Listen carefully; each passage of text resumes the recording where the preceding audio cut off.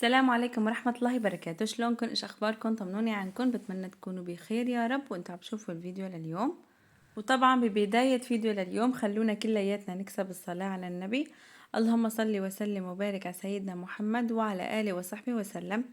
هون يا صبايا شايفين هدول الزرعات. ما بعرف يعني شلون بدي اقولكم. ما بعرف اتعامل مع الزرع جديد لانه يعني اول مرة بجيب لعندي زرع على البيت. بقى صاير مثلا فيني انه نهار بشوفهم هيك انه فاتحين وما اشبهن شي، ونهار بحسهم كتير دبلانين. هلا انا يعني ما بسقيهم مي لوقت ما اشوف انه التراب من يعني فوق الشي التراب يكون خلص يعني ما ضل انه فيه مي. عبشيل بسقيهم هيك سمعت يعني. ايه بقى أنا ما بعرف، نهار بحسن انه هيك ماشي حالهم، نهار بحسن هيك كتير دبلانات.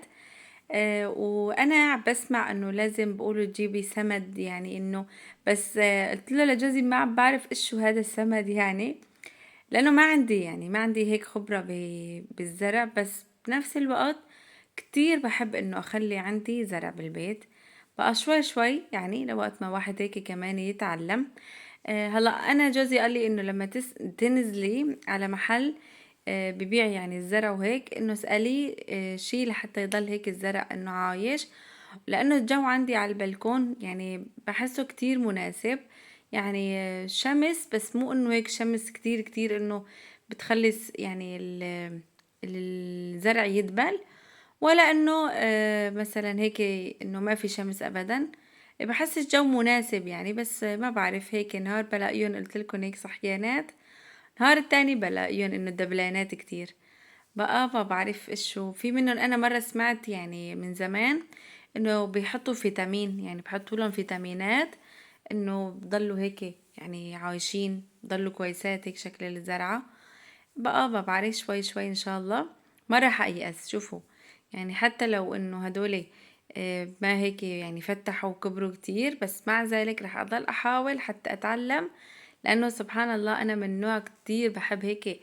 لما افيق الصبح مثلا اوقات كتير على فكرة ما بصور، بس بفيق الصبح بسوي فنجان القهوة وفورا على البلكون. لسه هلا بحس الجو ما بيسمح كتير، يعني لما بكرة بصير شوية جو عاطي هيك على برودة شوي صغيرة مع الزرعات يعني غير شكل. هلا طبعا هون بقى عم بجهز الفطور. هلا قلت لكم بالفيديو الماضي انه طبختي الجاي رح تكون محشي، صح؟ يعني اللي متابع الفيديو اللي قبل هاد بيعرف اليوم انه ان شاء الله رح اساوي المحشي. اي والله بقى اول شي بتعرفوا يعني ببقى بده شغل يعني شوي المحشي زيادة. بقى اول شي قلت خليني هيك احط فطور مثل ما شايفين، وبعدين بقى منقوم نبلش بشغل المحشي. بتعرفوا بده يعني بياخد وقت منيح، مو انه مثل الطبخة العادية. هون ما بعرف يا جماعة قلبي مين متملي من حدا من ولادي لانه هون مو بقولوا اذا واحد هيك عبى الكاسة لملاتها بكون قلبك متملي من الشخص. بقى ما بعرف متملي قلبي لمين طلعت من حظ مين هالكاسة ماني متذكرة. شوفوا يا جماعة طلعوا هاي طواية البيض، يعني سبحان الله مين في هيك اوقات شغلات يعني مثلا لما بتشتروها او موقف او شي بيضل ببالكم. انا هيك يعني طلعوا هاي الطوايل الصغيرة. بتذكر هي اخدتها من تركيا، عرفتوا؟ محل هيك ادوات منزلية بوقتها اول ما فتح كان اسمه ابو الخمسة. عند طابية، عند جامع طابية هونيك. بقى كان مشهور كتير انه هاد سميناه ابو الخمسة، يبيع اي قطعة بخمسة. بعدين اتطور يعني ما بقى هيك انه بالخمسة، لا صار مثل العادة، بس انه ضل محل ادوات منزلية. مرة رحت انا واختي ام الصيف، شوفوا يعني رحت انا تقريبا قبل بيومين ثلاثة هيك شي، ونزلنا عم نتفرج هيك على الاغراض شفنا هاي الطواي. او من هارا قلت لها انه والله حلوة هيك شكلها، يعني انه هي ما بتسع. شوفوا يعني هلا شفتوا حطيت بيضتين بس، يعني بيضة او بيضتين بس مو اكتر. إيه قلت لها والله حلوة هيك يعني إيه للبيض، يعني عملت لها حلوة. نهارها اختي صارت تمزح معي يعني بوقتها مصطفى قالت لي لك خلاص امشي هلا. غالية عملت لي هيك عم تمزح يعني بوقتها معي. يمكن كان سعرها على هيك قد ما بتذكر انه يمكن كانت ب40. قالت لي لك غالية امشي، عملت لي قلت لها بالله خلاص يلا. لانه واحد اوقات شوفوا بيكون بده يشتري الغرض بقى بيكون في معك حدا يا بتلاقي يعني هيك بتشجعك انه يلا خدي، يا اما لا يعني معلش بعدين مثلا غالية وهيك، عرفتوا؟ بوقتها انا يعني مثل ما بقولوا واقفة هيك على دقرة، انا بدي اخدها بس مستغليتها، واجت قالت لي هالكلمة قلت خلص بلا، عملت هيك حطيتها. ما في بعد تقريبا نهارين نزلنا انا وجوزي، نهارين ثلاثة هيك شي يعني ماني متذكرة هيك على الضبط. كمان قلت له لجوزي، قلت له شوف هاي طواي من نهارين يعني شفتها مع اختي عم بقول انه بدي اخدها. قام قال لي ايه حلوة كتير خدية، قلت له بس ما بعرف غالية يعني شوي. قال لا خلص خدية يعني موديلها حلو صغيرة ما يعني انه كان جايب وقتها رمضان. قام قال لي هيك يعني برمضان على السحور واحد ما بكتر بيض وحلوة.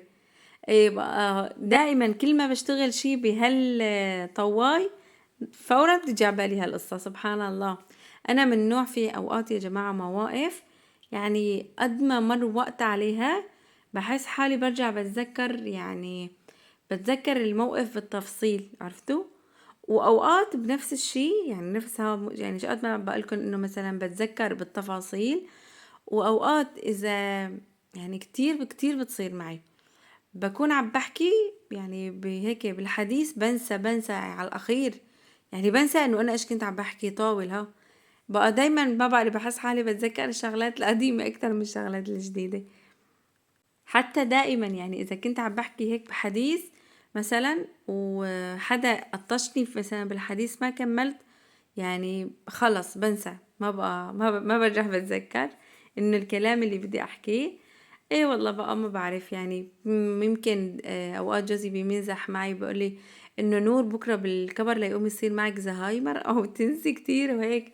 ايه قلت له ما بعرف بقى، سبحان الله بتذكر شغلات القديمه، شغلات الجديده بتلاقوا بتروح عن بالي.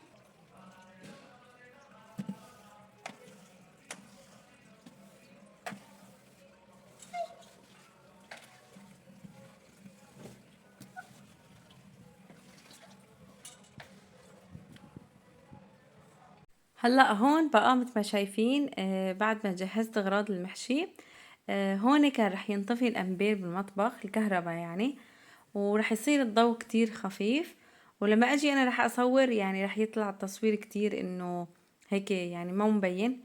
اي قام قلت لحالي انه بطلع على البلكون مثل ما شايفين، وهيك واحد يعني يعني انا دايما لما مثلا شوفوا بطبخ اكتر الاوقات مثلا بضل انه ما ببرك. هون لما طلعت على البلكون قلت يلا هلا بجهز هيك المحشي وبتبله وببرك انه بحشيهم بالبلكون مثل ما شايفين. هلا طبعا انا نقعت كيلو رز مثل يعني ما شفتوا ببداية الفيديو، ونقعته تقريبا شي نص ساعة، وبعدين غسلته كتير منيح. هون بقى مثل ما شايفين الملح والبهار، وراح احط لحمة ودهنة، واحط شوية زيت نباتي اخلطهم مع بعضهم، وطبعا دبس البندورة. هلا انا هون عم بجيب دبس البندورة هي العلب. جربت مرة ما بعرف اذا حكيت لكم، جبت دبس بندورة يعني بتجي انه فرط وحامضة. اي بصراحة ما طلع يعني لما سويت فيها مرة محشي حسيت المرقة هيك عزلت عن بعضها يعني. بتلاقوا هيك الدبس بندورة لحال والمي لحال، ما عجبتني ابدا. بقى يعني دايما اغلب الاوقات عبجيب من هي اللي بتجي انه معلبة، وهي بتجي انه مي حامضة، ولا انه حلوة كتير كتير يعني. هلا في منهم بيجوا كتير انه هيك حلوين ما انه فيه هيك حموضة، وفي منها بتجي لا انه مقبولة. بقى هلا انا دايما عم بجيب دبس بندورة. هلا هاي غير اسم، بس اللي بجيبها دايما بتطلع هيك نوعيتها كويسة، اسمها القمة، كتير يعني منيحة حتى للمعكرونة، حتى سويت فيها البامي. عن جد كل الأكلات بحسهم ما بعرف إنه هيك بيطلعوا طيبين فيها. سبحان الله. شوفوا دايما يعني أنا قبل أول ما جيت يعني أكلت من هاي الدبس البندورة اللي بتجي إنه ما حامضة كتير. يعني للصراحة أي أكلة إنه مطبوخة فيا ما أحبها، عرفتوا؟ بس دايما ببقى يعني هيك شي مثل ما بقولوا تعويض، عرفتوا؟ مرة على مرة، مرة على مرة، يعني تلاقوني خلص تعلمت إنه على هالطعمة هاي. هلأ لما جيت لهون أول ما جيت وجبت دبس بندورة الحامضة، بصراحة ما حبيتها يعني، ولا حتى قبلتها بالأكل. حتى أولادي سويت فيها معكرونة كمان ما حبوها، عرفتوا علي؟ ايه بقى سبحان الله، دايما ببقى هيك يعني. أنا بحس الأكل ببقى تعويض، عرفتوا؟ إنه كل واحد على إيش متعلم هيك الطعمة، إيش الأكلة، شلون طريقتها، إذا تغير شي فيها بتلاقوه ما بتعجبه. هلا هون شكل المحشي بتحسوا لازم يكون محشي برغل عن جد.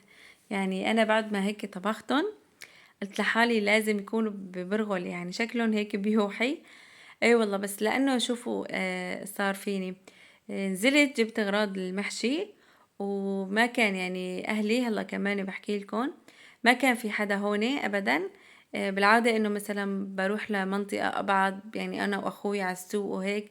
هون جبتهم من يعني محل قريب على بيتي، وشفتهم هيك كبار كتير، بس قلت يلا معلش يعني ما، يعني ما الوضع ما بيسمح انه اروح لمحل بعيد وهيك. اي والله بقى ساويتن.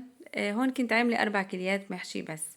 شوفوا يا جماعة المطبخ، هون عملت لكم هاي الحركة اللي هيك الحلوة كتير، يلي انه واحد بخبي شوي الكاميرا وبرجع بصور بكون كل شي خالص. يا ريت يا ريت انه يكون فعلا هيك حقيقة، تكون وحدة عم تضل بتشتغل ساعتين بالمطبخ لحتى توصل لهالمرحلة. ايه والله. هلا احكي لكم بقى يا جماعة، اهلي مثل ما بتعرفوا سافروا، كلياتهم سافروا. سبحان الله. ضليت انا هون لحالي، ضليت يعني بحلب لوحدي، ما في حدا من غير شر، من كل اهلي كلهم سافروا. عن جد يعني عدى علي هيك نهار، لانه في او حدا سافر قبل، حدا سافر بعد، بيحكوا لكم طبعا اخواتي. عن جد يا جماعة يعني عدى علي هيك نهار اللي ما كان في حدا من أهلي. سبحان الله كتير هيك حسيت حالي أكلت هم، عرفتوا؟ وخفت بنفس الوقت، لأنهم يعني من غير شر صراحة كتير حسيت هيك بشعور الوحدة، عرفتوا؟ يعني إنه ما في هيك حدا من غير شر، يعني من أهلي كلياتهم مالن هون. هلا حتى لو إنه المسافة مثلا ما إنه كتير بعيدة، بس هيك خلص سبحان الله واحد بحس حاله انه وحيد، يعني كلياتهم مالن هون من غير شر. إيه طلعت صراحة شوفوا خفت لأكتر من سبب. هلا شفتوا تنذكر ما تنعاد، حكيت لكم النهار اللي صار هيك مع ابني محمد قبل العيد. هلا بالنسبة للصبايا اللي عم تسألني انه شلون، الحمد لله رب العالمين بالوقت الحالي الحمد لله يعني انه تحسن. ايه والله. وبنفس الوقت عم بحكي لكم يعني وقت اللي صار الموقف، هون أهلي وقت اللي كانوا مالن هون، سبحان الله رجع خطر على بالي هذا الموقف. ويعني مو لأنه نفسه الموقف نفسه، بس قلت لحالي هلأ إذا مثلا واحد لزمه شي اضطر لشغلة أو هيك عملة، أهلي كلهم مالن هون. سبحان الله كتير هيك استفقدت لهم، والحمد لله يعني رب العالمين عدوا هالكم يوم هيك الحمد لله يعني بسلام الحمد لله. ايه والله. حتى اولادي شوفوا يعني لما يكونوا عم يلعبوا ما اخليهم انه حدا يرد من بيناتهم يرقد كتير هيك، يعني ما بعرف، يعني صار فيني هيك احساس انه ليقوم الله ما يقدر حدا يصير له شيء، عرفتوا؟ إيه لمين بدي ادق، مع مين بدي، لمين بدي هيك بدي اقول، من غير شر يعني لوقت ما انه يرجعوا. صار فيني تشوفوا كل ما اشوف اولادي حدا من بيناتهم انه هيك عم يرقد بسرعه او شيء اعيط عليهم انه بركو، يعني انا هن ما فهمانين ايش القصة، بس انا عم بخاف يعني الله ما يقدر حدا يوقع، حدا ينفج او شي. ما بعرف سبحان الله اوقات واحد هيك بتلاقوا خياله بياخدوا هيك لمحلات بعيدة. ايه سبحان الله. طبعا بعد ما شفت وخلصت المطبخ والأراضي، بما انه الاكل على الغاز مثل ما شايفين طنجرة المحشي، فقلت كمان هيك الدنيا يشوب، خليني هيك اشطف الاراضي كلها مثل ما شفتوا كلها شطفتها. قلت لكم هذا المعطر للاراضي اللافيسيرا بصراحة كتير كتير عجبني، هلا خلص من عندي، بس ان شاء الله رح ارجع اجيب، ما بقى يعني انه هيك اقطعه من البيت ابدا، كتير منيح للاراضي. وهلا اقلكن كمان على فكرة، انا يمكن عم بحكي لكم هذا الشيء لإلكن، على فكرة حتى لاهلي، يعني انه ما قلت لهم، ولا حتى لجوزي انه وقت كنت عم بحكي معه بالتليفون وهيك ما قلت لحدا ابدا، بس انا هيك بيني وبين حالي، هيك عن جد يعني حسيت شعور هيك سبحان الله بالخوف يعني. والحمد لله رب العالمين، يعني هيك عدت على خير الحمد لله. وسبحان الله بتحسوا بهيك مواقف، يعني انا بالنسبة لإلي كل شي هيك ماله منيح بيجي على بالي، كل شي هاي يا جماعة عن جد يخطر لي انه الله ما يقدر هزة، يخطر لي ما بتعرفوا بهاليومين ايش قد اجى على بالي هيك شغلات. ايه والله والحمد لله يعني رب العالمين. إيه هلا بدها تقولوا لي انه نور ليش ما طلعتي مع اهلك؟ انا شوفوا يعني انه بحب طبعا انه اطلع وشي، بس صراحة بنفس الوقت بحس انه كتير شي صعب علي. وبنفس الوقت كمان يعني انه جوزي يعني شلون بدي اقولكن، انه يعني بحب يروح وهيك مشاوير كتير، يعني شفتوا لما كنا بتركيا نروح انا واخواتي، بس بحب انه يكون هو موجود، عرفتوا علي؟ ايه والله بقى يعني ظروف ما بتسمح لي انه اروح. والحمد لله رب العالمين قلت لهم يلا بكره بتاخدوني على غير مشوار ان شاء الله، مطالع الفرق. وهيك بعد ما استوى المحشي عن جد بس طلع كتير كتير طيب. هلا انا ما بحب كتير انه احفر الكوسة او الباذنجان، بحب يعني انه مي هيك يصيروا كتير كتير رقاق، مشان واحد ياكل يعني الرز والباذنجان والكوسة، ما انه بس هيك عطاء جلد.